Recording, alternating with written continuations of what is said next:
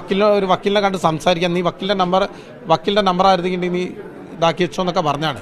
എടാ ഞായറാഴ്ച വരാം, ഞായറാഴ്ച നമുക്ക് എന്തായാലും സംസാരിക്കുക, ഈ വിഷയം സംസാരിക്കുക. തൽക്കാലം നീ എന്തായാലും ഇത് പുറത്തേക്ക് ഇറങ്ങണ്ട, നീ വീട്ടിലിരുന്നാണ്. ഇതിപ്പോൾ വൈറലായതല്ലേ.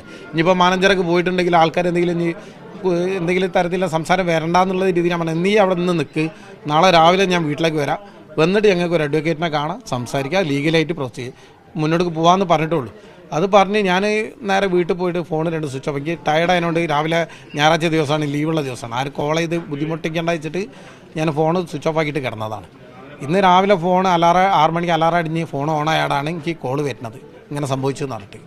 ഇവനാണെങ്കിൽ ഇവിടെ ആകെ അച്ഛനമ്മ മാത്രമേ ഉള്ളൂ, പ്രായാധികമുള്ള അച്ഛനമ്മ മാത്രമേ ഉള്ളൂ, വേറൊരു റിലേറ്റീവും ഇല്ല. അവർ രണ്ടാളും അവന് മാത്രമേ ഇവിടെ താമസിക്കാനുള്ളൂ, വേറെ ആരുമില്ല. പിന്നെ എന്ത് സഹായം കാര്യമൊക്കെ ഉണ്ടെങ്കിൽ അവൻ ഞങ്ങളെ വിളിക്കും, റൂട്ട് പോയിട്ട് ഞങ്ങളെ വിളിക്കും, ഞങ്ങളിവിടെ അടുത്തുള്ളവരാണ്, വേഗം വരൂ, അങ്ങനെയൊക്കെ ഉള്ള ഇതാണ്. ഇതിങ്ങനെ ഒരു സംഭവം എന്തായാലും സ്വപ്നത്തിൽ പോലും വിചാരിച്ചിട്ടില്ല. ഇതിന്